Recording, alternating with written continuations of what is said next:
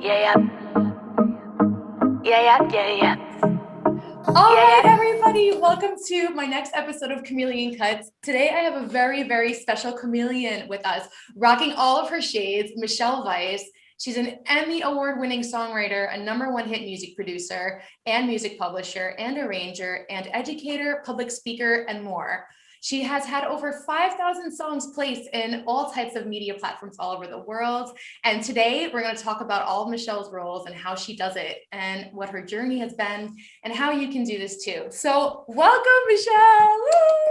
Hi, girl. How are you? Yay. You look so beautiful. I'm so Thank happy you so to much. be here Oh my and gosh. sort of share all your people. That's so exciting. Thank you so much. My audience is a bunch of people who are really beginners and very green in this industry. So I think that all of your insights and information and your class is going to be so helpful that people will have access to. And I'm just super excited to make the plug. So I quickly wanted to tell you, yes, I today have worn my Queen shirt for you because I know that you're a Queens girl. So I'm rocking the shirt for you, for us. I love it. Oh my God. Yes. I even did my hair with the hair gel. I was like going very Queens today. I was like, very Queens. Let's get in character. Can't take the girl out of Queens or right. the accent out of the girl. Exactly. I lived there for a little while. What part did you live in? Jamaica States. Oh, awesome. Where did you live? I was in Sunnyside. Oh yeah, I have friends who lived in Sunnyside because I went to school in Jackson Heights and they lived in Sunnyside. Cool. Yeah. I love Queens because it is just, the diversity is like screaming from every block. Like 5 minutes of a walk and you're in a totally different neighborhood with all types of new restaurants and cultures. And like, I think on Wikipedia, it's by definition the most diverse city in the world. Is that true? I didn't know Yeah, that. it is. It is. Like it. I love that. Yeah, I went to school and there were just a handful. I went to a tiny private school, but even so in my tiny class, there were Greek, Indian, Russian Orthodox, people of color, Hispanic. I mean, there were like 20, I don't think there were 23 people maybe, and every nationality in that class. We used to have International Food Day and we bring our own ethnic food. It was amazing. That's amazing. Oh my gosh. I love culture. And I definitely, food is like the favorite, food and music. It's like the way that they go hand in hand with culture just fascinates me. So I love that. And I have the map behind me to go along with that. So we've indicated we're in California because we're with you, right? So this is like part of what the show is about. It's just bringing all types of people together and having them share their professional experiences and providing a reputable platform for people to come to get information. So I'm so happy that you're here to share your insights, and I'm super excited. Super excited. Thank you for having me. Of course. So I would love to know about your journey because it's just like you're the ultimate chameleon. You have so many different roles, like I had mentioned in my intro, and I just think it's absolutely amazing. And so I know that you grew up in Queens, and can you talk about some of your influences and how you ended up coming to Arizona? I know you studied in Arizona and you were in a band. So what was the process and the transition and your inspirations back then? Right. So I grew up in Queens, and in the winter it was freezing, as you know. And so my motivation to go anywhere else was to get out of the cold. I really didn't pay attention to the fact that all the record companies were also in the city where I grew up, but I didn't care because that thing called winter, I cannot take winter. It is brutal. It is brutal. My dad, who's 88, lives in the city, and it doesn't even stop him. He's out in a blizzard with a Yankee cap and a little jacket. Me, I am incapacitated. New Yorkers are so proud. Unbelievable. But me, I'm like, I cannot do that. So my motivation was to get out of there. So it really wasn't anything to do with music. I did make music in a band in high school, and I started singing when I was a tiny little child and always wanted to make music. But really, that's how I ended up in Arizona, was because it was hot and because I had a gazillion relatives in LA. And I did not want to foray my first time into the world, the real world, with all those family members. I wanted to be on my own. So that's how I ended up in Tucson, which also has, besides the University of Iowa, has the best creative writing department in the country. Wow. So they have the largest poetry center pretty much in the world. And I was studying creative writing. I didn't major in poetry. That there's something really practical. So right. So that's why I ended up in Tucson, but I didn't last long because, as you mentioned, I joined a band, didn't last long in school, ended up in LA about a year and some odd into my time in Tucson and came to LA. So it wasn't a long piece of my life, but yet it was a huge part of my life because it was so memorable and so jam-packed with so many experiences and friends that I still have over 40 years later. So, it was a beautiful part of life. Yeah, and I learned a lot. But that's how I ended up in Tucson, and I did join a band. I fronted a heavy metal band, which was bizarre. Yeah. Awesome. Obviously, the singers before me were guys, and I took over this band, and it was crazy. Oh, amazing. Yeah.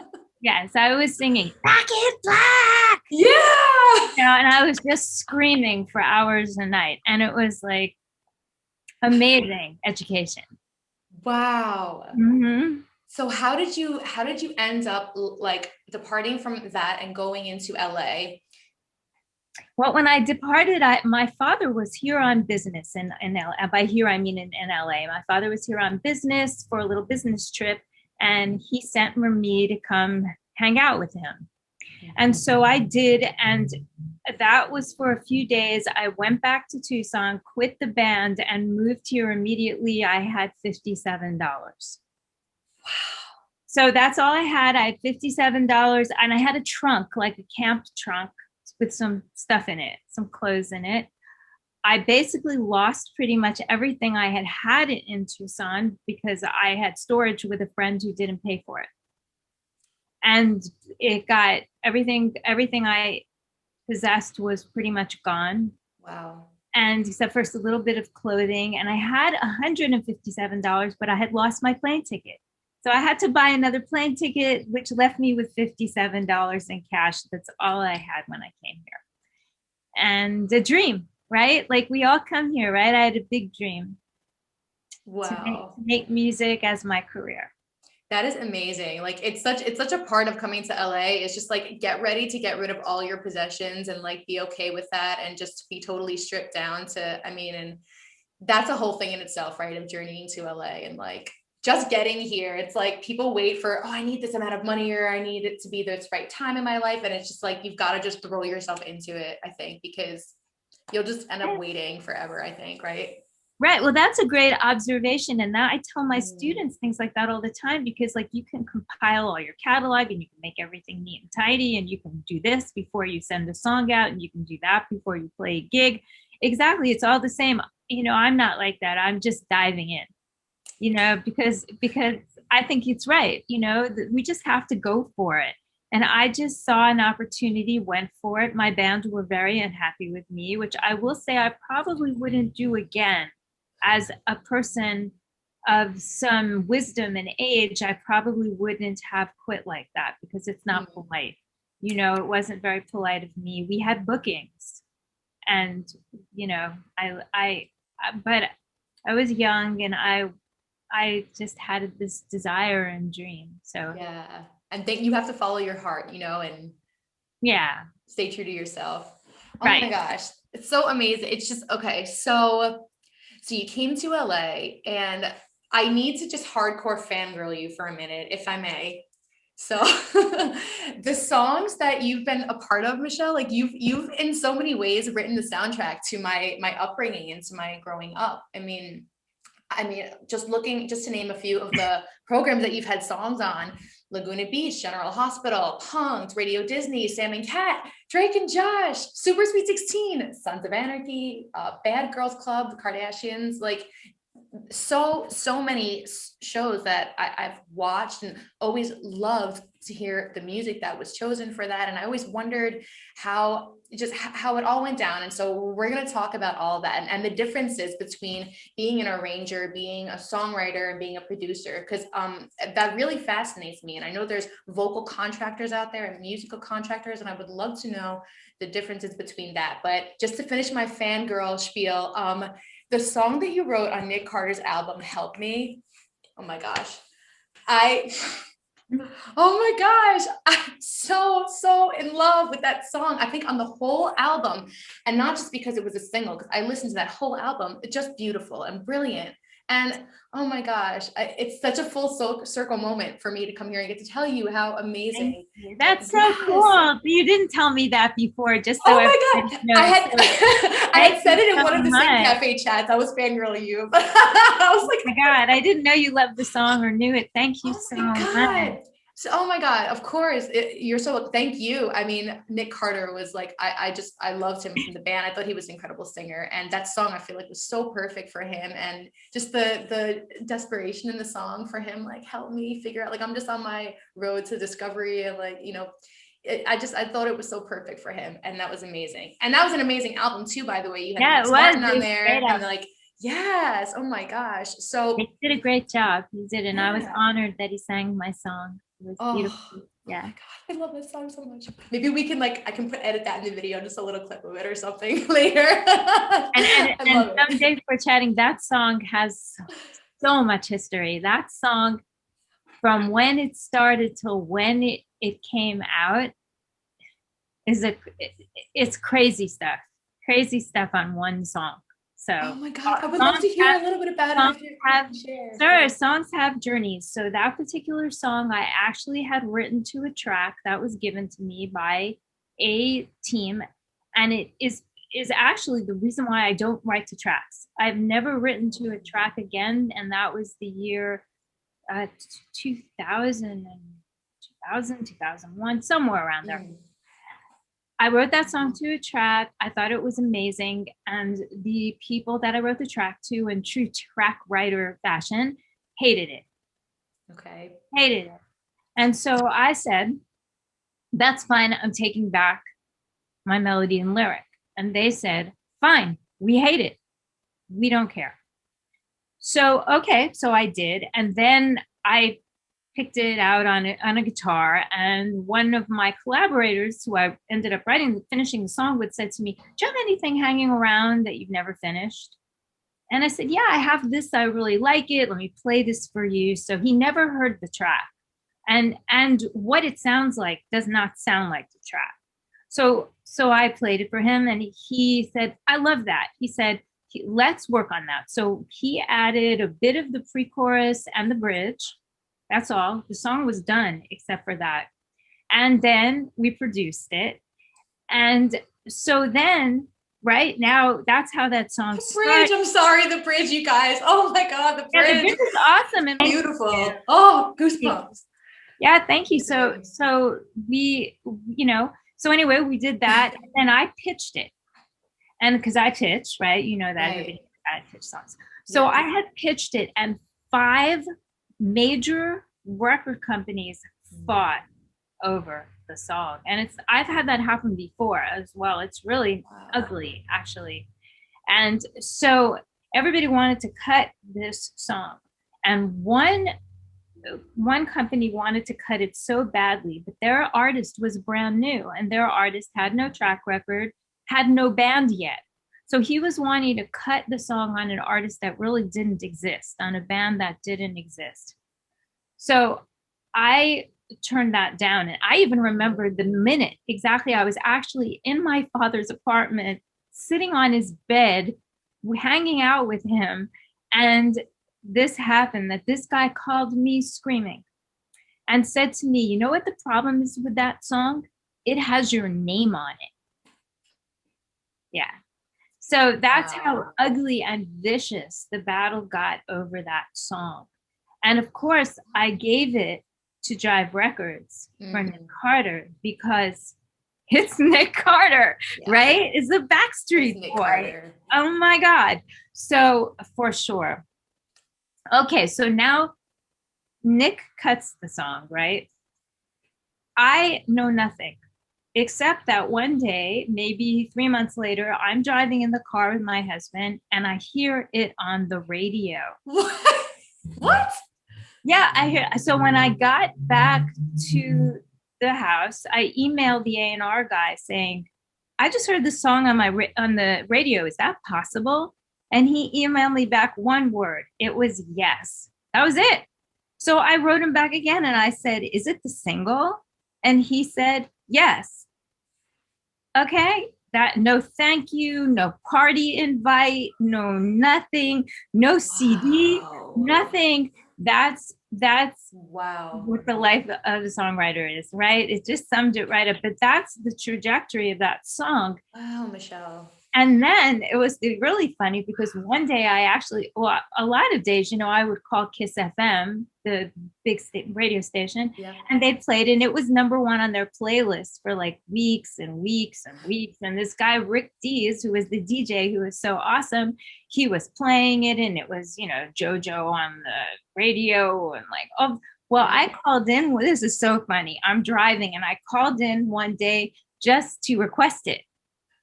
And I call in to request it, and I actually get Rick on the phone.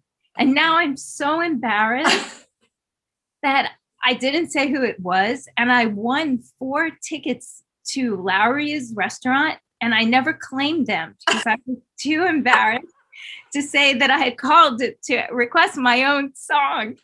So that song is just like, it's always and other things have happened with that song too, with that recording. It's just been like really weird stuff. So, but anyway. God. Oh, thank you for sharing that, me. That is so cool. There's always so much history behind things you have no idea about. Yeah, it, yeah. And it's interesting you talk about like songwriters have to really fight for, like for that respect and for that recognition. And like I remember from hearing also Diane Warren just talking, like I know she's a fighter. I've met her, and it's like, you guys are so freaking awesome. So yeah, and then I mean, I didn't even get a copy. So my publishing administrator at the time called up the record label, talked to them, and said, we need 3 copies of the CD and the single. We need 1 for copyright, 1 for me, and 1 for Michèle. And they said, we'll send you 1 for copyright. What's up with that? Yeah, they didn't even give me a free one. And of course I had to buy my own gold record, which is normal, right? The songwriters always have to buy their own gold records if they want them. And yes. So many quirks of the music industry. And since you've been involved in it for so long, like you've seen such a multitude of things, I'm sure evolving and changing over the course of time. But so I would love to ask you, how did you, because you play guitar and you sing. So how did you were studying poetry. So it's like you had this affinity for songwriting and for creating music, right? How did we start producing and getting in the studio and learning about saying and placing music? What was that journey? Sure. So now I was studying poetry because I would have taken songwriting, but in those days you could not major in songwriting. I had a minor in music, but it was all jazz and classical at the school. Right. It's not like now you can major in songwriting. Now you can major in music business. Yeah, contemporary music. This is over 40 years ago. There wasn't a lot of choices. So that's basically why. And then I also sort of thought maybe someday I'd be like a long gray-haired poet at a university teaching, like a poet in residence teaching MFA someday. So who knows? Maybe that'll still happen. Yes. Right. But when I moved to LA and I had my own band, right? So I morphed into being a songwriter from being a singer. And I morphed into being a producer because of necessity, because it was also a bit of a different time where there was no MIDI. Let's discuss. There were no computers. No one had a personal computer. No one had MIDI. We were using reel-to-reel tape machines, right? It was even a cassette recording. Right. There was no internet, no fax machines, no nothing, right? Live musicians right? I got my first keyboard was in the 80s. It was a Juno 106. I still have it. Had MIDI. The first MIDI keyboard ever. Okay. The Juno 106. I'm trying to remember if it was on 85 Wow. or something. But at that point, I'd been 6 years in. So in order to make recordings, demos, in those days we call them demos, but my demos sound like masters, and I'm placing them now from 1980. We had to learn how to produce, right? We, the songwriters, created our own productions. We hired musicians. We sang, or we hired singers, right? Even back then in 1980, if I wasn't singing it, I was hiring somebody. I was hiring instruments, hiring players. I had a writing partner who's still my writing partner. Wow. And I worked in the studio with him, and he had a studio. The productions and the arrangements just came naturally, and we learned what the instruments do by hiring them, right? So if I hired a saxophone, a tenor saxophone player, if I have a viola player who I've been working with since then, okay, I'm learning what do the instruments do. And of course I went to school a little bit, so I know that a flute doesn't play a bass part. I mean, right? So that's basically I'm learning arranging, I'm learning about harmony vocals, I'm learning where to put them, I'm listening to music, right? Because how much music do those of us like you who love music and create music listen to, right? We devour music is food, right? So we are listening, and I've been listening to music since I was a baby, right? So I had learned, I mean, I can sing, if I hear music from the 60s and 70s, I can sing every ad lib from those tracks. I bet you can too, right? I can sing the harmony parts, and I know everything that happens in where the yeahs are and the heys are. I mean, so you're absorbing. Yeah, and help me. I can tell you all those ad libs. It's like, yes, we're such absorbers, and it's like food for us. It heals us. It's such a personal thing. Right. And so that's how I translated that to learn how to arrange and produce myself. And that's my favorite part of the equation. It's really not the songwriting. My favorite part of the equation is the arranging, being in the studio with the musicians. Oh my God, musicians are insane, amazing. Wow, creative people.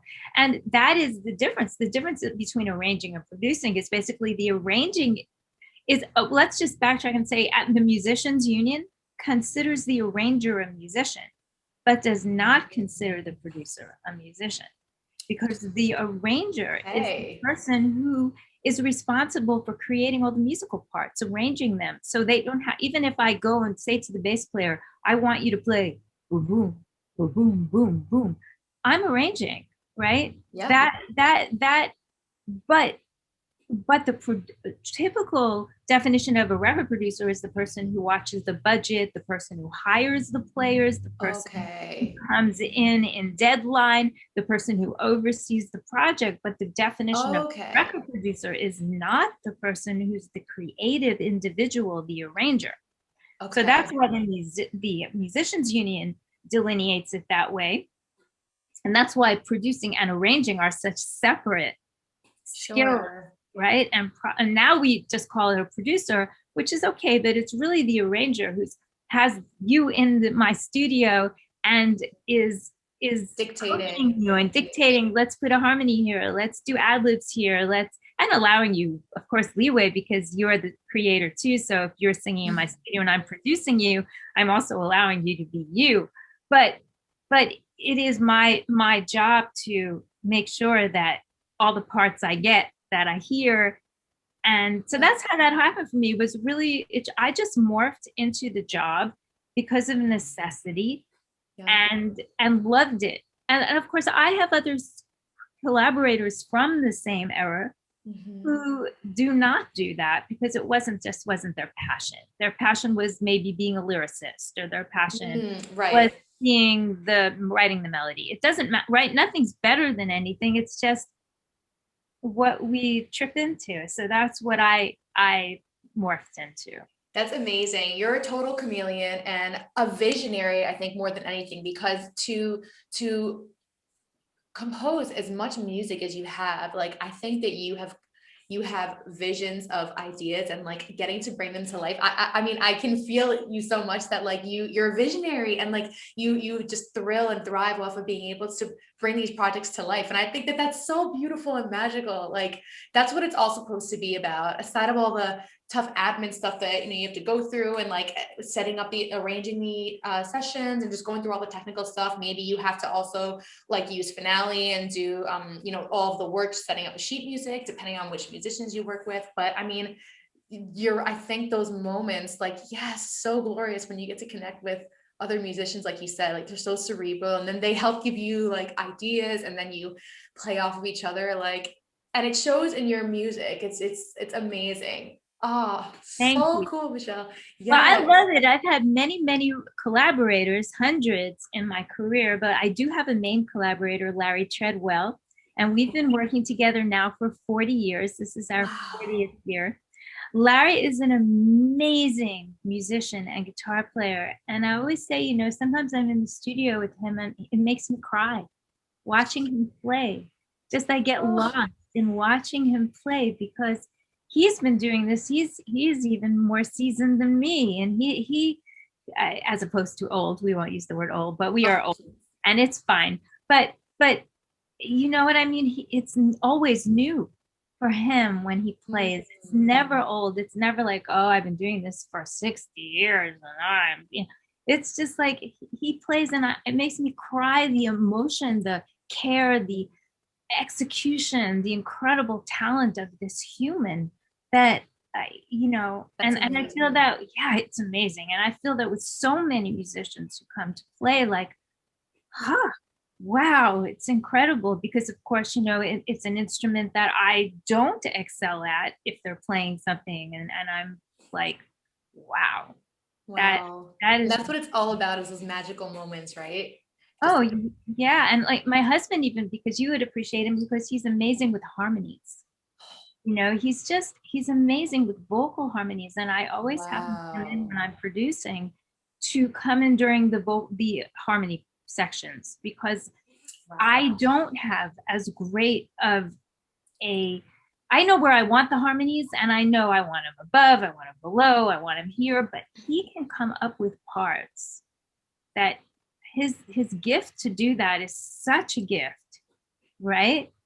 And so just bringing in and surrounding ourselves with people who complement us musicians, right? That unbelievable, powerful. Yeah, I think it's such a super gift, and everything you're talking about, I think, embodies what it takes to be a truly great producer. Because it's like, I was just talking with Francis Buckley, who worked with Quincy, and he was saying like Quincy was very like knew what was going on with his musicians, to the point where like if somebody came in and was nervous and he felt that it was because of him, he would like leave the session. And like he was just in tune with who his people were and what they needed, and like what their strengths were. And the harmony gift that you're talking about, I think it's, oh my gosh, yeah, totally mind-blowing. Because for myself, I just know that when I walk away from a mix, like frequencies will come to me when I remove myself from it in a weird way. And then like it took me years to notice that I wasn't really hearing the bass in songs as I was harmonizing along with stuff. So I'm sure you do that too, like on the radio. So it's like, why do we hear these frequencies and not hear these other ones? Like it's just so funny how these things just happen to us. But having other people to help like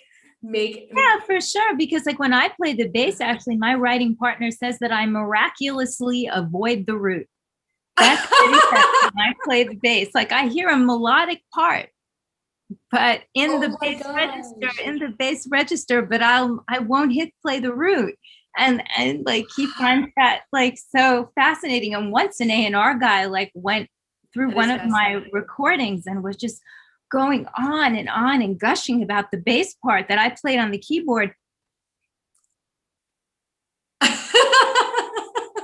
Like I had no idea that I did that. That's just what I heard.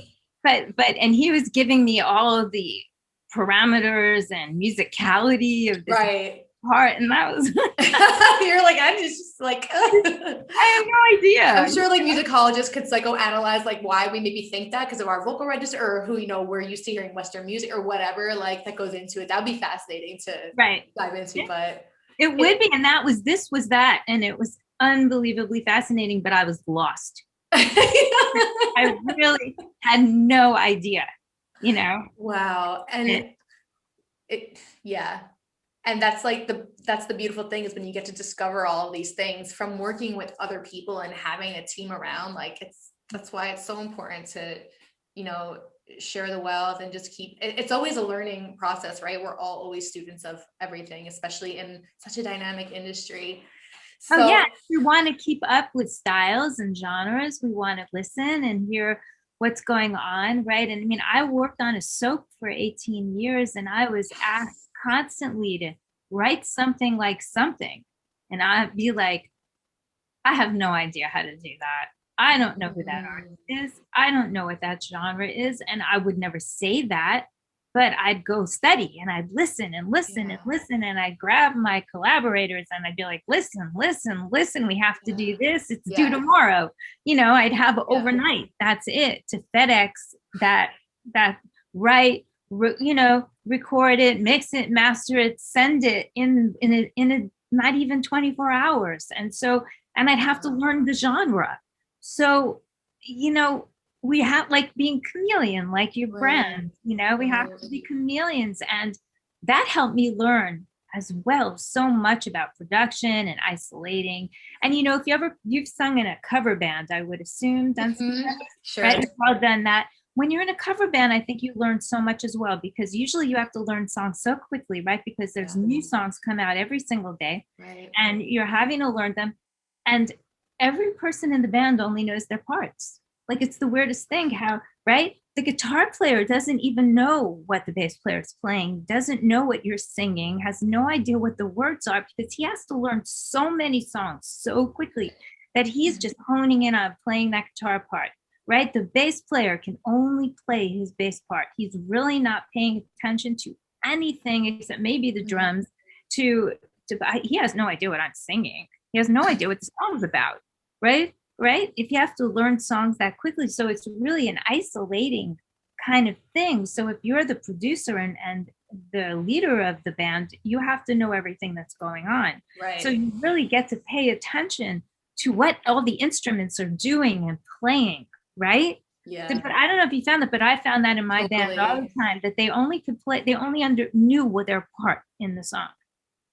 Totally. I actually did start. So I was in a mashup cover band, and then I was in a cover band that I started myself. And it was like, as the leader of the band, I did have to know everybody's parts, because when something was off and, you know, you help them, and like, so it's like, and that's why I find what you do so fascinating, because it's just like, there's so many different things going on. So I would love to know, what are some of your tricks or tools, like things that you've done to help yourself stay organized, and like, what's Michèle's routine of like, because you do so much. I've got to know, how do you do it? I can't keep up with you. I'm like trying to, you just researching and then I'm like, wow, she's posting another course she's on another panel, and she's at NAMM, and she's like, oh my God, it's amazing to me. Amazing and so inspiring. So what do you do to stay organized and focused? And even, you know, in health and wellness, I would love to know, like, you know, your outlets. So let's hear. Sure. So I'm actually not that organized. I have hired a coach who I make crazy. Anna Rellis, she's amazing, but I drive her crazy because she has like a spreadsheet, like color coded with between 10 and 11 on Monday, she does this. And between 11 and 12, she does this. And from 12 to 1, she has lunch with her husband. And like, she has like, then 3 to 6, she deals with her children. And like, I am not that. I am not that. And especially because I have pitching songs and getting song requests. I in the middle of something else I'm doing, somebody will write, I need this now. And I have to serve that. So my organization is, I have a hand typed calendar. It's hand typed. And every morning I get up and read it, and sometimes when I'll forget to read it and go, oh my God, I have Queen in like 2 minutes. So, you know, I would say I'm a little by the skin of my teeth. You know, I managed to do it. I don't get everything done. People think I get everything done, and I don't. What I don't get done the most are things for me. What I always get done are things for everybody else. It's for my students, for for your show, for NAM, for whatever. I get all of that done and I'm very present. But a lot of times I don't get things done that they pile up for things that I need to take care of. So, and also I work ridiculous hours because I work 17, 18 hours a day and I always have. So I'm usually cooking my poor husband dinner at midnight. Right. So, and it's not like I got up at 3. I got up this morning at 7 and at midnight I'll be cooking dinner. So this, it requires that in this business. You have to be really, really dedicated. And yes, so that's how I get everything done is I do make a list. I send myself a list. I send myself emails in big bold letters. Do this, do this, do this, right? Make sure that I get to stuff. But wellness wise, I'm a happy girl. Yeah. Right. And that comes from inside. And some things make me unhappy. And sometimes at the end of the night, I'm a little exhausted. But in general, I find that in order to have wellness, one has to have sense of themselves, right? One cannot be waiting to get a cut, get a placement, make $1 to be happy. One has to be happy no matter what, right? Because I wasn't always happy. I probably wasn't happy till I was 35. I grew up in a really ritzy neighborhood where people made a lot of money and everybody was an overachiever. And, my brother's a lawyer and okay, I'm a musician, I'm a girl, basically right. I grew up in that time in the 60s and 70s in that era of, my dad is 88 and even now will still, the most important thing he'll say is, did you make any money? So I never knew I was supposed to be happy. Nobody told me in Queens and Jamaica States I was supposed to be happy. They told me I was supposed to be successful. I was supposed to make money. And that's would be the be all end all of my life and world. Right. So I finally learned at around 35, I was supposed to be happy. People kept talking in California, right? Hippy dippy. In New York, people don't talk about that, right? Oh, happy. Okay. And then I realized that I was not so happy and that I was being negative a lot and I was not spreading happiness and joy to the world. And I realized this is not a good way to live. And I pretty much became happy overnight. Like really, it's a choice. It's a choice to be happy. Once I was in an airplane, maybe a year or so ago, and I was just reading a magazine, which is my favorite thing to do when I have 5 seconds, right? Yeah. Magazine. And I'm reading this magazine, and a flight attendant came over to me and she said to me, "You are the happiest person I have ever seen." And I was like, beautiful. I would cry when I think, yes, she said, "You just exude happiness sitting there." And all I'm doing is minding my own business, reading my magazine. But I love that concept of being able to perpetuate that to the world, right? Share that. Yes. Yeah, it's so much more powerful than being angry, negative, right? And if something doesn't happen for us, it wasn't meant for us. So that's my feeling of wellness, right? If you get the cut and I don't get the cut and we both pitched for it, it was yours. It was not meant for me. Maybe I can sit here and say, yeah, I wish I got that too, right? But it was not meant for me. Mm-hmm. I'm going to celebrate you and I'm going to congratulate you. It's awesome. There's enough work for all this. Look at even Diane Warren cannot write every song that is needed all day. Right. I mean, she said the nicest thing to me once, which was I ran into her at Fred Siegel at the clothing store, and she said to me, and I was saying something about her, and of course gushy, over stuff, and she said to me, well, she said, "I've never won an Emmy." And I thought that was the most beautiful, humble thing. That she has now, but this is like years ago, but I thought that was beautiful. Right? Because we're all gushing, but okay. Yeah, that's true.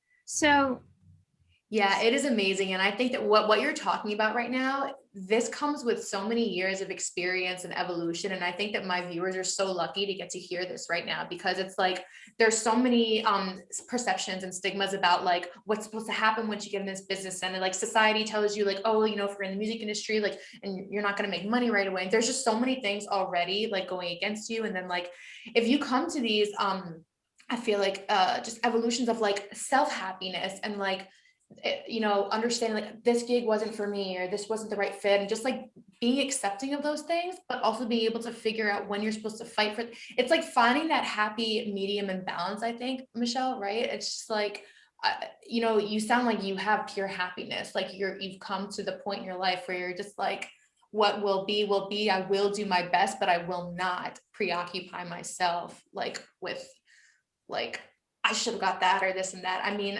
I think it's so important what you're talking about. Yeah, because I look, you know, there are lots of times I'm sad with myself thinking, God, I spend all day long doing admin and song registrations. Like I said to my publisher in the UK today, this is my job, is to make music. My job is not to all day long have to be policing you and my song registrations. That can make me a little sad because, you know, I'm like thinking, I need to make some music, but I need to, noisy. I need to tell everyone all these problems with my catalog. Right. So this situation can get me a little down, right? But I believe in only being competitive with myself. So I don't believe, maybe I should, yeah. There we go. Is that better? Yeah. Hopefully no that would be quieter. So I just only competitive with myself. I am not competitive with you. Right. That is not a good way to live. And so I can be upset with myself for going, damn, I never even pitched a song to that project. Right. I never got to that. I didn't know about it. So I can maybe be upset with my research skills, be upset that I didn't have enough time. But I'm never going to be competitive with the person who did get it or anybody else. I believe in community. I believe if we all support each other, this is a really beautiful place. And the music community, but too many people in the music community are so desperate. Right. And they don't support each other, and they don't understand there's enough work to go around. And I was even on a panel last year with a very famous songwriter who I will not name, but a very famous songwriter who, when I went and said there's enough to work around, she jumped in and said, no, there's not. Wow. And I was like, wow, that's really sad, because of course there is. Of course there is. We're only one human. There's not enough hours in the day, right? Like you're saying about time management. I mean, how many songs can one person pitch and write a day, right? You know, that it's not possible. So yeah, so I'm only competitive with me.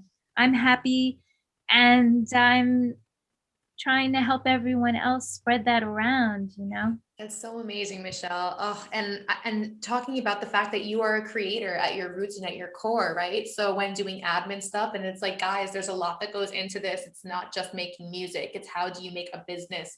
How do you generate revenue and become successful and feed yourself and your family, right? So yeah, and people say to me, why don't you hire someone to do that? Well, I can't, because only I know the information. So I can hire someone after the basics are fixed, but I can't really hire someone because they'd be calling me 24/7 going, who wrote that? Wait, didn't you say that? What PRO was it? You know, it would be like, yeah, but we have to take care of that. That's why like the metadata class that I'm giving, it's so important for us to use both sides of our brains as creators. And music is math. So it, you know, it is using the other side of our brain. We really need, it's not going to behoove us to be like, oh, I'm an artist. That's not really good, especially in this day of DIY, right? In my day, it was a little easier because we all had publishers and major labels and people and managers and everybody doing everything. They were all stealing from us, but we had them. But these days, you know, everybody's doing themselves. And if they don't have their songs registered and don't understand how to make a spreadsheet and don't understand where to find their money and where to register their songs and all of this All, stuff that you right if you can we can't you can't have your world, your music is your business. yeah. Exactly, it's not music art, it's music business. Right. So talking about your class that you offer, and there are some core tools that have helped you be successful. And I know that you talk about these things in your class, such as metadata. So can you talk about, because your music can be heard 24 hours, 7 days a week in various outlets of media, right? And like, as I mentioned, a lot of my viewers are newcomers to the game, and I think they're perfect candidates for your classes. And so can you talk about, for example, like, how does a royalty work, and like, just briefly what registration is, and like just some of the key points of things that if you guys want to get your music in TV and film or other forms of entertainment, what are some of the basic things that you need to know and have right? And we don't have to go into detail because that's what Michèle's course is about. But Michèle, if you could touch on that, I think that would be Yeah, awesome. so sure, I'd love to. So my regular course is 20 weeks, and yesterday was graduation day. I'm Oh, so proud of my students. They were amazing. They were amazing. And that class covers pretty much everything about music publishing, music licensing, songwriting, producing, current events, because everything's changing every day these days. It wasn't like that before. And so my students now have come out of this course and they are ready to pitch. They can oh, understand any lingo. If a music supervisor or an A&R person or a manager or anybody asks them a question about their catalogs, they know it. They know how to have their metadata on different platforms. So that is over. Now I'm giving a 4-week workshop with Mark Freezer mhm. from the Sync Summit, who's amazing. And many of us go to the Sync Cafe every day when he has it. And it's a truly fabulous thing. So Mark and I are giving a 4-week workshop on metadata, which is basically our data, our information about our songs and our music life in every which way. So it's our MP3s, making sure that they're tagged well. It's a spreadsheet with all our songs in it and all the codes that are needed for our song identification codes and our songwriting identification codes, and what the songs are about and who the co-writers are and who the publishers are and who the PROs are and all the information. So that's a different set. Then there's like spreadsheets we need to find our money, and like maybe all the artists that have recorded our songs and all the syncs we've had and in a spreadsheet so we can find our money. So there's so many different aspects of metadata, which um, even 5 years ago were not this prevalent. Things have changed Wow. so much. Nobody even talked about metadata 5 years ago. Nobody had information in their MP3s. They were blank. And in my days, you sent a cassette in the post and you typed some information on the label. And so it has changed so much, and it's so important. But the basic thing, one has to have is a great song, right? We know that, right? Like, one has to have an amazing song that's produced and arranged like the radio, like a record. That sounds like if you're listening to a Spotify playlist and you put your song in the middle of that playlist, your song does not stand out. Your song sounds as good. So once we have all that, then we need to know, right, who wrote the songs. Now that seems so basic, but like, I have a friend who spent a few months in Sweden and she came back with 10 songs, made an album. Mhm. I said, who wrote the songs? She didn't know her collaborators' names. Wow. Okay. I said, who Mhm. produced them? She didn't know the names of the producers. So this seems odd, but this is not that uncommon. Mm. So the metadata is important to keep track of who did this stuff, but also we need to know who we wrote songs with. And we need to know their addresses and their phone numbers and are they BMI or CSEC or in Sweden, STIM, STIM? Right. Who are their PRO, and do they have one? And do they have a publishing company? And then, we get codes for our songwriting. We get a code. It's called an IPI or a CAEIP number. That is like our social security number. right? We are given this code. We need to know what is that number that we possess. I will tell you, until about 5 years ago, nobody ever asked me that code. I've had a code for 40 years, but nobody asked me it. But now everybody asks me for that number. And the same with what are the codes for our song registrations? What are the codes for the composition registrations? It's insane. And what about registering to collect our mechanicals, our record sales at Harry Fox? And what about the new MLC, which everybody is talking about? And what about NFT, that is the non-fungible tokens? I mean, this is like in the last month, like blowing up. And like, we have to know so much information to do anything with our music these days. And we cannot rely on anybody to do this for us, right? We can try, but they're going to do a bad job. And then we're going to end up with a huge catalog like mine is of thousands of pieces of music trying to fix it and all the mess. And so we want to learn and do all this now. We want to know what we need to know now, right? It's so important. So that if I'm your music supervisor and you pitch a song to me and I say to you, Queen, who's your collaborator? Queen, does your collaborator have a publishing deal, or is this clear for me to use? You know the answer, right? Is this one stop? Do I have to go to that collaborator as well? Can I sign this? Can you sign off on this if I use it? You have to know a lot of stuff. Are there samples on what I'm using? Oh, yes. Are they samples? Because, of course, we cannot be using samples. And samples include, of course, Splice, Sound Better, Fiverr, Arcade, right? People think, oh, well, they got it on the keyboard they were playing, but let me just give you this crazy thing. I've heard. Oh my God. Like, this is going to make you crazy. You're not going to believe this. So I have a song from 1985, about 85, 84, 85, somewhere on there. And I had that nice Juno keyboard, that new keyboard I was talking about, first MIDI keyboard, right? I sent this song to a sync agent recently who was going to rep some of my songs from the 80s. She says to me, there's a James Brown sample in there. And I'm like, what are you talking about? I didn't use any samples. I mean, I used the keyboard, for some sounds.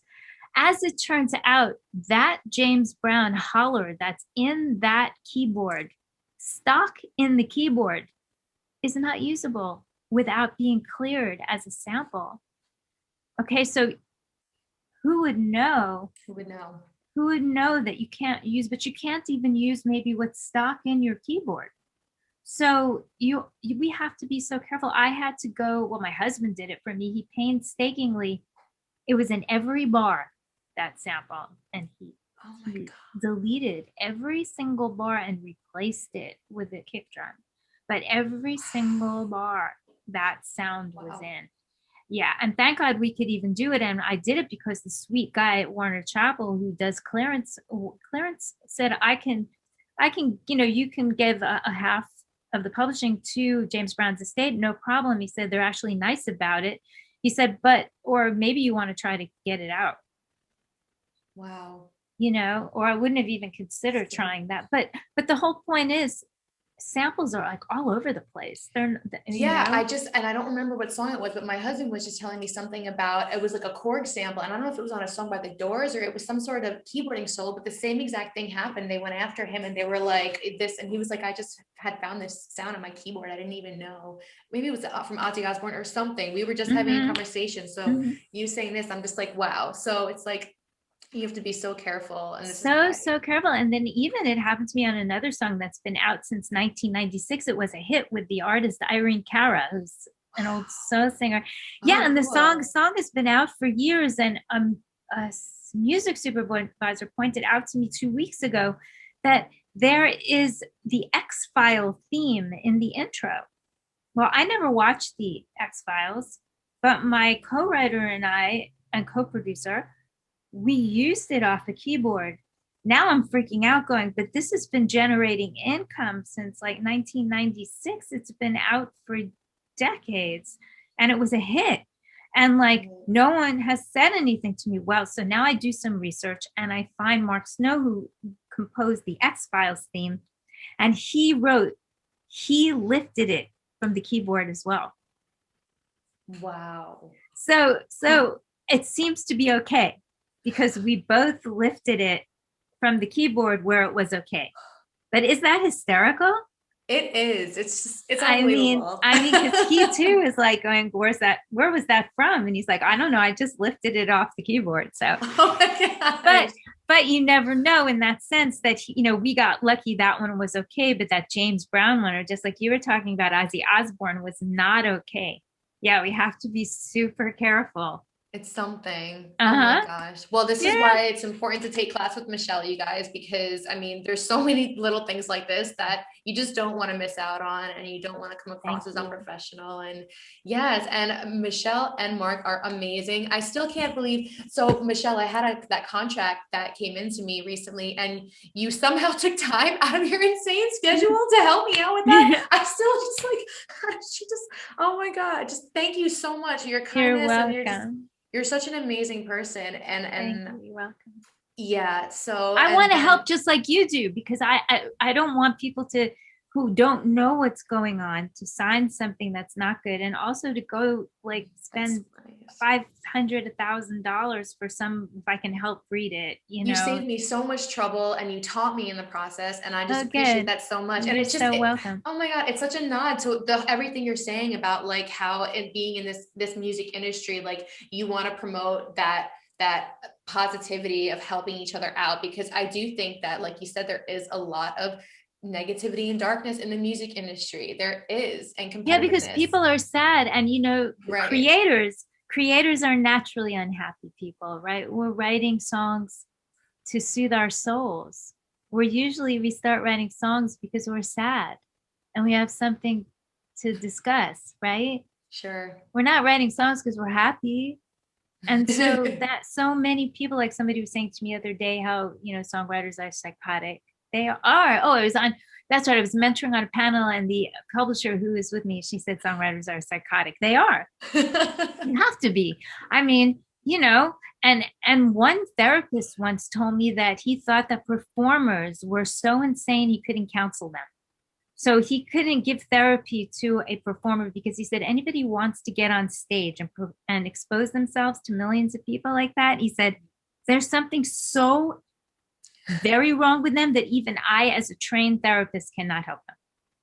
Is that something? Yeah, I thought that was ridiculous, but yeah. I hear what you're saying though, because it's like when you're getting on stage, you're getting completely naked for everyone. You're literally, and Katy Perry just did a whole interview about it with the therapist, where and it's pretty fascinating. She literally talks about how her therapist, just explained to her that like it's not natural to be under a microscope of as much scrutiny that she has had, and then just from her career, and she's talking about all the mental, emotional ways that she's suffering from all of this. But there is so much help out there. See that. That's amazing, because that's what this therapist said as well. Yeah, that's so amazing. It's so interesting, and she's had her whole own journey with that, and like growing out of it. And then there was something in the comments that somebody just said, I wonder if somebody did a study of like the long-term effects of fame on all these people and what it does.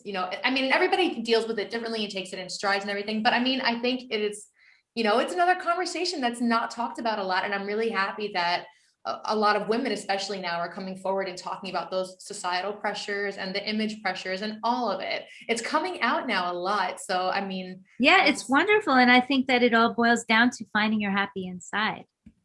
Definitely. Right? Yes. Because you can't survive all of that if you find you're happy inside. But if you're unhappy inside, all of that is going to set you off and put you off the deep end. Yeah. All that scrutiny. For sure.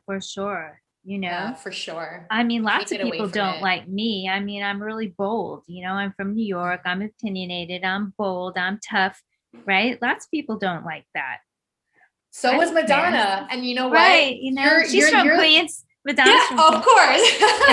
Yeah, New Yorker as well. But it's like, and point in case, Madonna says in an interview, like, yeah, I'm the one that's bold and like calling the shots, but I'm also the one risking the most here. I'm also the one putting myself on the line. So Exactly. I think, I mean, and this is what you do. This is what embodies your whole company. And I just, again, I think it's so brilliant what you have built here, and it's just amazing. And it's so inspiring for somebody like me, who I also feel, like I'm not totally instrumentally inclined, but I do feel like I work as an executive producer as well, because I orchestrate things and I like to work with musicians in front of me and help produce and arrange things. So I'm learning so much from you about how it is possible to navigate that sort of thing and not just be a person with one role. So like, exactly. you're And such a do role business. model, and do business, And right? do business, because that, I'm so proud of you and happy, because that is what we need to do. We need to know the business. And if we want to get our songs, well, right now, in my day, everybody wanted to get their songs cut by, some artist. In Right. this day, right, everybody wanted Nick Carter to cut their songs. In this day, everybody wants to sync, right? I actually started in sync. My first cuts were in sync in 1987. So my whole trajectory is backwards.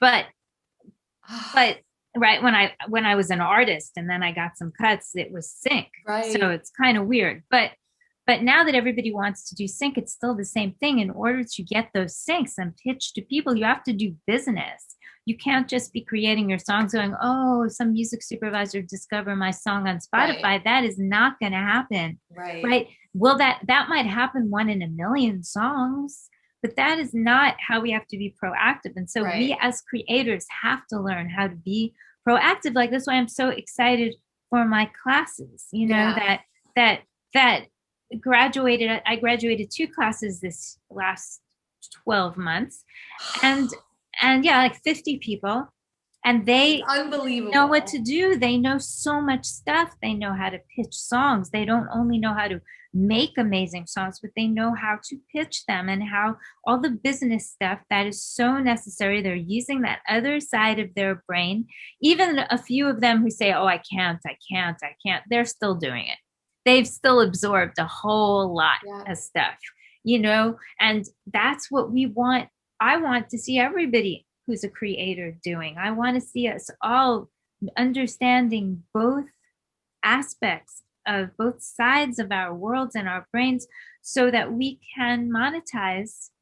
Because we don't have to monetize. First of all, we should backtrack, right? If you love to sing, if one loves to make music, you don't have to make money from that. That doesn't validate you. It's not like I'm more of a songwriter because I make money than someone who's making music with their family in the living room, right? It's equally viable. It's equally as important. It's not one or the other.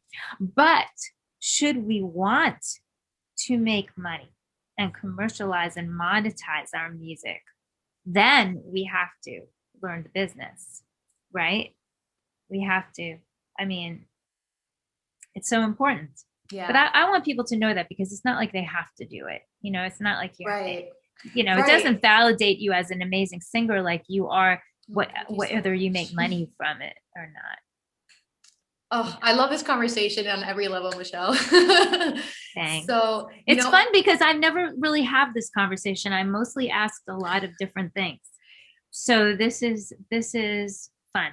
Great. Yes. Yeah. I wanted to get really real with you today. Just ask you, like a woman to woman, and somebody who is so inspiring to me. I really wanted to know what was in your heart. So thank you for being so open and sharing all of your journey with me. And to what your last comment was, I think that like there's something to be said about getting right with it in your head. Like, are you here to make a business, or is this your art? Is this your baby? Because it's like, when I first started discovering a little bit about sync, the demand of like getting things out so fast and everything, it was jerking my emotions around. Like, it made me feel removed from things in some ways. But then I was just like, hold on, like if you're a business and this is the brief, you're showing up and you're doing your job, and it's your job. And like, just because it's a brief and there's a timeline doesn't mean that you can't enjoy it as an artist, and you can't find that kind of balance. So do you ever, I know you have so many songs, but have you ever wrestled with that? And like, again, I know you found your peace with all this kind of stuff by now. No, but I wrestle with it all the time, of course, because like I say, I wrestle with things for myself. I don't wrestle with being competitive with other people, but yeah, finding the time, finding time that my husband has in the studio because he's mixing. with me. Sure, getting my co-writer who's older and doesn't really want to work 24/7 anymore to work 24/7 sometimes. There's, how to get this brief done and, trying to Right. get them to do it. And yeah, there's all kinds of parameters and obstacles and stuff going on because I'll work 24/7 and most people don't want to do that. And so if you have a team, you have to, like some people say, like, what comes first when I record? What comes first is who's available, right? So if I have a scratch vocal and I have a scratch, like a guitar or something, and maybe a little drum loop, okay, so there's nothing on the track, right? Who comes first? Who's ever available. So if you're available to sing, you are going to sing to nothing. You are going to sing to just that one little guitar. I know you're amazing. I'm going to produce it with you and it's going to be great. You don't need all the bells and whistles to me. But if you can't come first and the drummer can't come first, the drummer is going to play to nothing. He's going to play to my scratch vocal and that scratch guitar. He's going to play to nothing, right? Someone's coming first. So whoever comes first in my world, because if I have to get it done tomorrow, is whoever can come first, right? Okay, we're not that. Get it done. Exactly. So, you have to, when you learn to produce and arrange, you have to learn that as well as how to arrange around nothing. Whatever comes first, how to have a sample, something you play from the radio, how to have a vision, how to communicate with the musicians and the singers. On demand. Yeah. So, it can be very quick. And there are times where you just can't do it. But the problem is when you can't do it, sometimes you burn a bridge because nobody remembers. They just hear no. So how do you deal with that? Sometimes you just burn the bridge. I always tell my students that too. You have to respond immediately. You have to be present. So it's like if I'm not good, I actually forgot today to do it. Usually if I were doing this with you now, I would put an away message in my email so that people knew I didn't disappear and it's not that I'm not answering them. I'm away for a minute. Right. Because sometimes if you don't answer them quickly enough, they just find someone else. They don't have time to wait. So that is difficult. And if we're not servicing them, like sometimes I have students who don't reply and I tell them, you cannot wait 3 days to reply to somebody. That is not acceptable. That is not how to do business. And you're not going to get a gig. You're going to get blacklisted. So it's very stressful and very difficult, right? That you're saying, and we get this brief and we're like, oh my God, I don't have something. But the good part of the briefs most briefs are now. So if somebody sends me a brief right now, I don't have time to create something. They want something I have and they want it now. So if I don't have it and it's a regular person, better that I don't send anything and waste their time because they're in such a rush, right? But if it's a brief where you have a week or so, those are more rare, but then you better get it done because that's if you get a week, that's a long time. Yeah. You have so much tenacity and focus.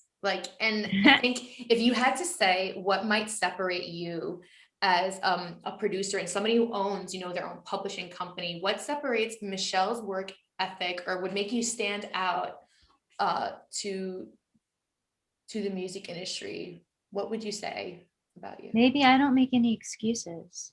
I don't believe in excuses, so I know that if I can't do something, I might burn the bridge and I have to accept that. Like, let's say somebody's sick, God forbid, my mother passed away last week. I'm here. Do you know what I'm saying? So sorry to hear that. Thank you. It's okay. Wow. But what I'm saying is, my students were like, you're here. And I'm like, yeah, because I have an obligation and I can't change that issue. So if I make excuses, nobody cares. Do you know what I'm saying? Like once I was in my grandmother's nursing home room, it was a Sunday at 7:30 in the evening, and an A&R guy called me and needed something, right? And I said, hi, I'm in my grandmother's nursing home room. It's 7:30. It's Sunday. How's your weekend? And they said, yeah, I need this. Okay. So that's why I think maybe that's what it is I don't make any excuses. I'm just either going to take care of it and get it done, or I'm understand I'm going to burn the bridge. See, and I feel like your balance between discipline and accountability is like it's amazing. I look up to that so Thank much you. because But it's important to know, because if you tell me, oh, I'll get to it tomorrow, my dog died. Okay, I care because I'm a care about you. But if I'm someone who has a deadline, I don't care. you And have we to have to do it. understand that. I don't care. I have 17 producers who are screaming at me, and I don't care that Yeah. your dog died, right? That's Yeah. nice. But where's my music? You had a deadline and it's now, and I don't have anything. That's all they care about, right? Yeah. Because they're, It's tough. yeah. It's So I would tough, say maybe but that helps stand that I also I work so much, right? Also I yeah. care. So I don't know. I mean, I know other people like me. So, I just think we just work so hard. Yes. We're just not ready to retire yet. Right. And yes, and it's amazing that you don't, because we're all here to just continue learning from you, and like and just it just keeps circling around, and it's all good stuff. So I thank you so much for being here, Michèle. So I just want to ask you also just two more quick questions, and then we're Yeah, gonna do a go fun for it. trivia I'm game because I fine. know how valuable your time is. So first, I just want to know, have you had a mentor that has because you've got so much vigor and fire in you, and like is there anybody behind that tenacity that's also helped you aside from just your own self-inflicted like Oh bravery and yeah. So yes. yeah, so I always say that my well, mentors are everywhere, right? Because we're paying attention to people. But my main mentor, especially as a producer, was Nile Rodgers, Oh, who from Chic and from Le Freak Say Chic and all that. He produced oh Madonna, and yes, yeah, so and he had that big song with wow. Daft Punk not too Oh, long ago. And okay. so anyway, so Nile Rodgers, very famous producer, guitar player, Wow. band leader. He invited me to New York when I'm from New York, of course, but I was living here. And because of my sister, my stepsister, who said to him, I'll go out with you if you help my sister. Uh, he did. And yeah, it was awesome, of course. So he invited me to New York, and I shadowed him for years. And I was in his studio every single day when he was producing Rod Stewart and Madonna and Diana Ross and other people. And he mentored me completely, and he let me watch how he produced and how he took care of the musicians and the artists and what he did, and went clubbing with him. And he introduced me to a couple of people. One was his assistant, who we ended up having a big hit, and he put that collaboration together, and he mentored me completely, and I'm forever grateful, and we're still friends. So, and then I had a couple of other producers I've shadowed, and of course my husband is a famous producer, Yes, and his stories are incredible. My husband, Harry Maslin, and yes. he is amazing and knows so much.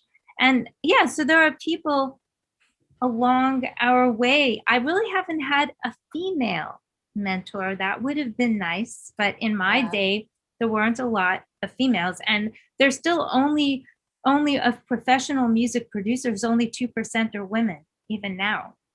So we are non-existent. So I didn't have a lot of that. But yeah, I mean, I pay attention, right? I pay Yes. attention. And point in case, this is why it's so amazing that you're here now for me and it's coming full circle. It's like thinking of how important your mentors are. Like that's how I feel right now. So it's so beautiful that it's like you're seeing the fruit of your labor in a way. Like it's just Oh yeah, amazing. definitely. And I like to give Yes. back. I would say probably my fatal flaw is I like to give too much. So I never have time for me, because, like you were saying, you're there, you're there, you're there. Yeah, because I don't like to say no. I feel blessed.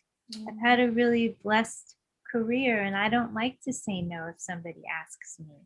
Well, It's thank you not, it's again for not sharing. nice. I mean, Yeah, you're so I welcome. feel so appreciated. Yes. This is fun, but you're asking me stuff that's fun, like new stuff. Usually I get asked, how do you pitch a song? Which, I don't mind talking about either, but this is more fun, like how people can find mentors. Mentors are everywhere, right? Yeah. They don't even have to be, they can be like school teachers. I mean, I had amazing school teachers, had nothing to do with music, but were they mentors? Oh my God, I owed my life to them. Yeah, when you're a little 10-year-old unhappy girl and some teacher it just changes your world. Oh my God. Yeah, I had one teacher, I'm still friends with her now, right? It's like 50 years later. She gave me a plant. And I took that plant everywhere like it was a dog. And like, do you know what I'm saying? Like the gesture of, she was into plants, like the gesture. And this is also, in the days when people talk to their plants and, this is back hippy dippy land. But yeah, good. So still, but I mean, those people are powerful. We can't discount them. I mean, teaching is, until I've been teaching now, I never realized how much dedication and work goes in and soul into teaching. Yeah. Wow. That's a lot of work. Yes, you're giving and sharing so much of yourself, but it's like, and it keeps coming back full circle too. I mean, if you even think of like Iran, one of your students who I randomly found on Facebook, who he posted something about needing a vocalist for something, and I just reached out to him, and then it turned out that he was taking your class, and he's like, I love Michèle, and I was like, I love Michèle too. But like it was beautiful, and he's all the way in Turkey. He's in Turkey, I know. And you want to know the poor thing, when he comes to class, it's 3:00 in the morning. Yep, you see. See, sometimes he takes it in his car so he doesn't wake up his family. I mean, bless his heart. I have another student. She's in Germany, 2 a.m. when she comes to class. These are dedicated people. Yeah, he is so dedicated and so talented. I met his wife last week. She's so beautiful. And that was, so cool. So cool to have a student from Turkey. So look what COVID has done for us, that, if we're a classroom setting, right? Yep. That could never happen. So your students are like your family now. I mean, they're like your little babies, and like it's a reflection of you too. They're going to go out into the world and do greatness now because of you. So it's amazing. And themselves, and because of themselves, because they took the time to empower themselves and to educate themselves. They didn't go, oh, I don't need to know that, I can just do this. I mean, I don't know lots of stuff either, and I attend things as well in different. You're always attending things and being on panels and going to seminars. It's amazing. Yeah, we have to learn stuff. I mean, and now with COVID, it gave us such an opportunity to learn stuff. I think that as we phase out of this, we'll have less opportunity. Perhaps. Unless people continue all the Zooms, I don't know. Right. But we'll have to see. And another question I want to ask you: how did Harry meet Shelly? Harry met Shelly. Wow, that's a great. Actually, it's a music story. So Harry met Shelly because some people call me Shelly. One person I work with now calls me Shell. I love that. He says Shell. Yeah, just Shell. Shel. Shell. It's cute. Yeah. Some people call me Misha. People have all kinds of nicknames. One person calls me Mitch. I don't know. People have always had nicknames for me in my life. Yeah. So I met Harry because, and my accent, Harry. People never understand when I say his name, what it is. I don't know how else to say that. How else should we say it? Harry? Harry. It sounds like I need Harry. A shave or something. Yeah, I know, right? Yeah. Right, Harry. So I met him because I was working, and I still work with my dear friend Chuck Wilde, who he was the composer on the TV show Max Headroom, and he was the sound designer for Michael Jackson, and he made all the weird sounds and keyboard sounds, and he developed them for Michael Jackson. Now he has something called Liquid Mind, so I'll plug his Liquid Mind quickly, which is meditation music. He has this huge 10-album, million-selling project called Liquid Mind. Beautiful. And at any rate, he was working with my husband. My husband was engineering Michael Jackson's History album in my husband's studio. Amazing. My husband owned the studio, and Chuck was there because of the fact that he was sound designing, making all the weird sounds. And Harry and Chuck were talking, and this was 1996 or so. And Harry was saying he was looking for a new female artist to work with. And Chuck said, well, my friend Michèle. Wow. And basically that's how we were connected. I came to his studio once Michael was not working there because Michael keeps everything on lockdown. So I came to his studio, and all his employees, and he had many of them, said as I walked out, there goes your ex-wife, next ex-wife. So that was pretty funny. But we really, we worked together a bit. Yeah, but we were inseparable from the day we met. Like from the day we met. So as cool. More as friends, like for months, just for friends, until finally one day he said, was this a date? So it was really cute. Yeah, that's how it ends up. Right. Are we dating? Are we dating? Yeah, every single day, we would have dinner. He would take me out. He would help me. He would talk about music. I would work in his studio.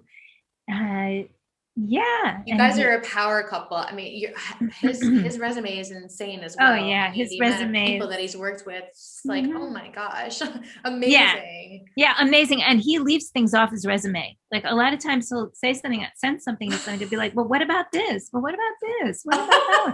He doesn't even remember what he's done. He's so humble. Yeah, his resume is so incomplete. Wow, that's amazing. Oh my gosh. Yeah, wow. So he's so funny. I mean, if you were on a desert island with him for months, you wouldn't know what he did. He's very humble. But at the same point, he's been there, done that. And he produced David Bowie's fame.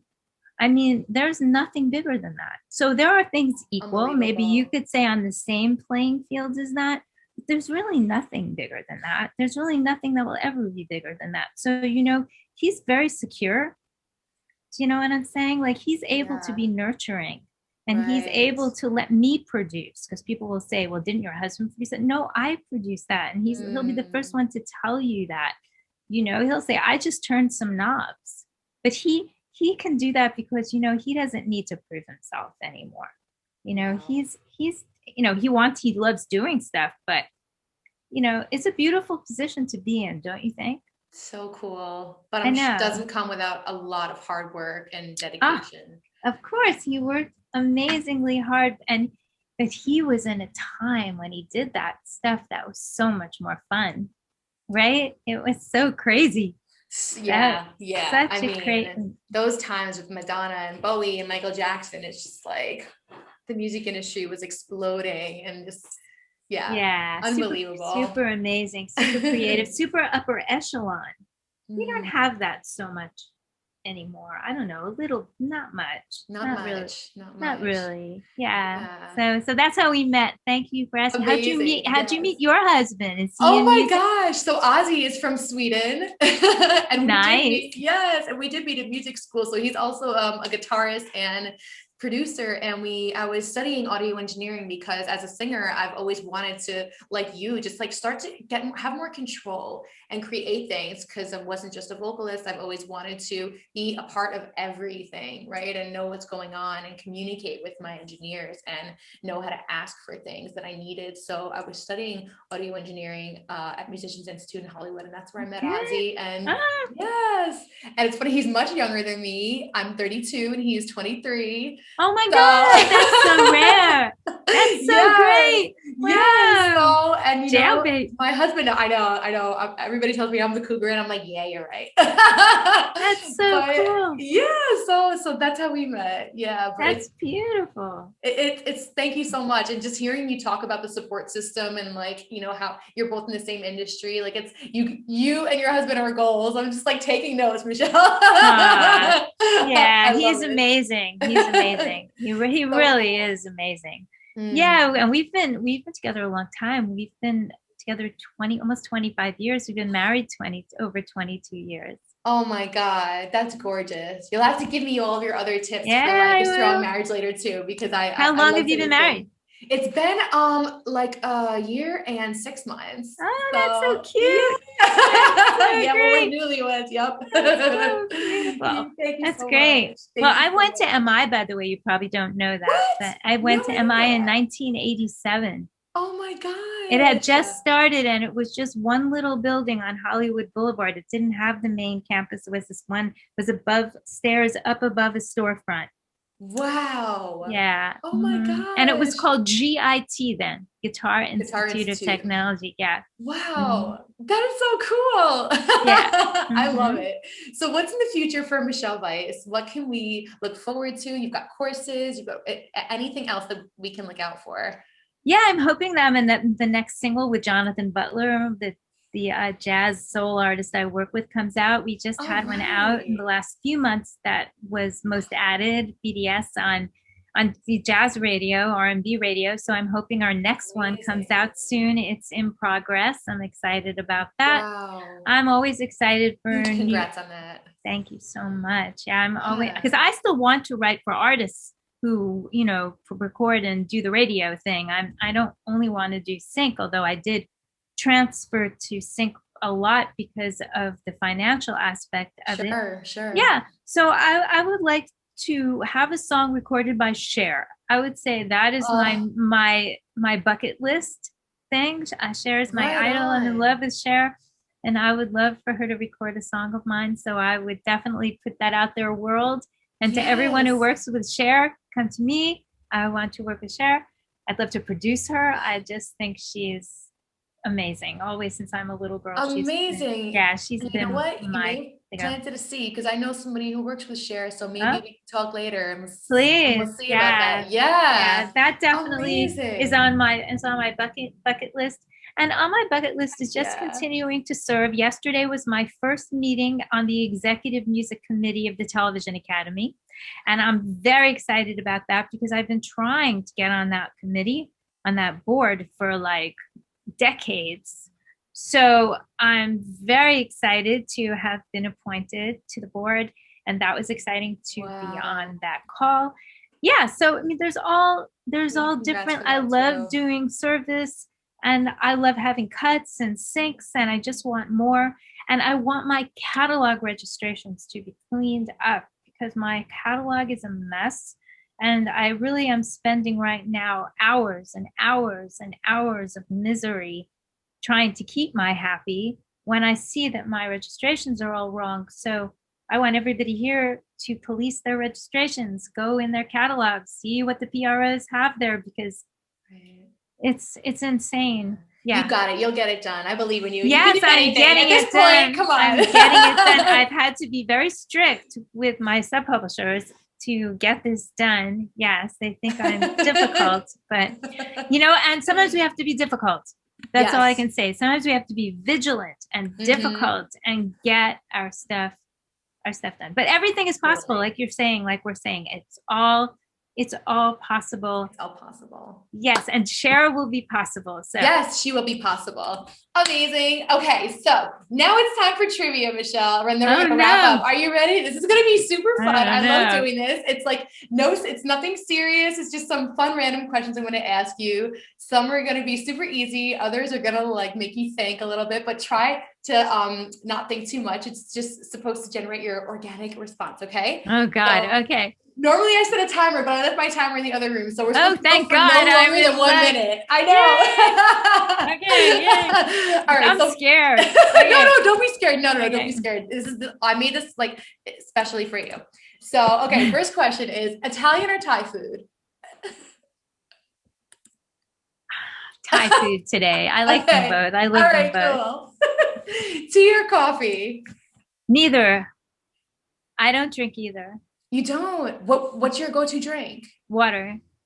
And sparkling, bubbly water. I'm taking notes. And at night, alcohol. All right. Yeah, but during the day, I've discovered the Soda Stream. So we can plug the Soda Stream and they should commission us. Yes. All right. I'm in love with that. Okay. All right. Thing. Got it. Yeah. Fun fact, in Sweden, they're huge on sparkling water. It's like a whole phenomenon. Yeah. Okay. Yeah. I make it with the Soda Stream. Yeah. Oh my gosh. I love it. All right. Next up, the Spice Girls or the Pussycat Dolls? Well, the Pussycat Dolls, of course, because I wrote the hit song for Eden's Crush, and Nicole Scherzinger was in Eden's Crush before the Pussycat Dolls. She what? I did not know that. Oh my God. But I love that song. Get Over Yourself. Yeah. So that's amazing. Yeah. She's singing most of the lead on that. Yeah. Oh my gosh. I did not know that was her. Yeah. Unbelievable. Okay. Yeah, watch the video now and you'll see. Oh my God, I will. Yeah. I love that song so much. Thank you. Again, soundtrack to my that life. Was it. Billboard said it put it in the top 100 girl group songs of all time. I'm so proud of that. Yeah, that's unbelievable. I couldn't believe it. I was like looking at that chart going, really? Like, do you know what I mean? It was the surreal. song was so great. And this is why you should keep trying to work with artists, because you clearly have an affinity for writing hit songs. And you've done it. So yes, Cher, we're coming for you. Yes, okay. Neumann or Rode microphones? Neumann. We use Neumanns in the studio. All right. We have 67 and 47. A 67 and 47. Okay, cool. The vintage ones. Because of my husband. My husband, the good ones. Yeah. I bet he's got a great collection amazing. Of stuff. Amazing. He has amazing stuff. Yeah. So cool. Okay. Wonder Woman or Alice from Resident Evil? I don't know Resident Evil, so I'll have to say Wonder Woman because I'm old and she's old. Age is an attitude. How about Netflix and chill or brunch and club? I don't even know. I don't have Netflix, believe it or not, though I have had the songs and shows on Netflix, and I don't know what brunches and club is. Brunch is like going out. It's like become a thing to go out on a Sunday or Saturday and have brunch, and then actual clubbing. Brunch. I was thinking you were talking about some kind of like platform, like Clubhouse or something. Oh no, neither. I don't watch Netflix and I don't brunch. I swim. As you can see, I'm always in a bathing suit. Yeah, I swim. So on Sundays I try to swim, but yeah. I love it. So that's one of your outlets too, is swimming and just I'd rather be swimming. That's my motto. I'd rather be swimming and hot tubbing. Ooh, love it. Even better. Woo. Yeah. All right. Broadway musicals or visiting the opera? Oh, I love both, but probably Broadway musicals. Okay. But I love the opera. To me, they're one and they're like the same, hand in hand. It's like a little bit of a trick question, right? Yeah. I love both going. Yeah. But I will say that neither would I listen to if I wasn't there live. Yeah. But I love them. Love it. Yeah, I wanted to be a Broadway performer. So when I was a little girl. Yeah. Mm-hmm. Oh, I love it. I could ask you questions for days, Michèle. Okay, last one is pineapple on pizza, yes or no? I'm okay with it. Yeah, I know that's a big deal to people. I'm okay with it. My husband's okay with it too. And sometimes it's fun, like if there's like a buffet of pizzas and there's all these different ones, just to get a different taste. Get a little sweet and salty. And I might do it. Yeah. So I'm okay with that. I like it. People get very upset about that, but I also like ketchup on hot dogs, and that makes people insane. I like that too. See, that's like a big New York no. Ketchup on hot dogs. I mean, the trucks offer it. They give you sauerkraut and mustard. They offer it. Exactly. I pile it all on there, but a lot of people go ketchup. No. So, yeah. Michèle, it's been a pleasure and a joy to have you. How can people follow you and contact you? Is it best to reach out on your website, or if they want to follow your journey? They can send me an email. They can reach out on my website. Well, no, my website you can't, but on LinkedIn. My problem with Facebook is I have like 5,000 friends. So on Facebook, I do have some business pages. Sweeter Songs is one. Music is My Air is the other. And my production company, Mob Force Productions. So they can for sure reach out there. They can send me a private message on Facebook. They can send me a private message on LinkedIn. They can send me a LinkedIn thing. I don't Instagram, and I don't Twitter, and I don't Clubhouse. I don't even use a smartphone. So, there's certain things I just don't do. I'm so busy. I don't have time for all that stuff. Yeah, it's a lot. But I'm easy to reach. So if you can't reach me, you don't do good research. I'm so easy to contact and reach. And I always respond to everybody. If I don't respond, I didn't get it. So it's really, and you know, my email, you can give them my email. It's fine. Okay, great. I don't mind that people write me. And if they are interested in the course, Yes. of course, they can, it's posted on my Facebook page. Excellent. And my Michèle Vice-Maslin. Yeah, and they can write me on my page. I mean, like I am so easy to get to. You know, I like to help people. Right. Yeah, I like to help people as long as they don't abuse it, you know, and write me every 10 seconds, right? Right. But I don't review songs. So that's something that I only do through my courses. And I teach also at a school called SongU. It's www.song with the letter u.com. It's like Song University. And I do listen to songs there and critique them.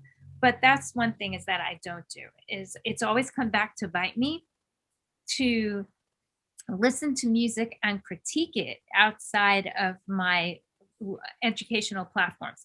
I do listen to it, but only for my listening pleasure. Excellent. Okay. Yeah, not for critiques. Okay. So what's the fastest way somebody could sign up with your course if they want to learn more? Aren't you having one coming up like right around the corner? Yeah, it starts March 27th. It starts on next Saturday. And the link, do you want me to put the link in the chat here? You can send it. Yeah, sure. And I'll just send it to you. You can email it to me and I'll save it in the bottom of the video. Perfect. Okay, great. That would be really fun. Yes. So, and it's also on my it's also on my website. Not my website, sorry. It's on my Facebook. Facebook, right? Yeah. And it'll be on LinkedIn soon too, but nobody really checks the LinkedIn posts very much. But on my Facebook page, there's the link to the course and all about it. I think it's a really important course because, again, if we don't have our data correct, our metadata and all that information, it's really difficult for us to navigate anything. So even though going to a seminar and going to a workshop, right, and there's a music supervisor there, everybody's like, ooh, yummy, yummy, yummy. You know, you can't service that music supervisor if your metadata is not good and you don't understand how to do business and house all your information.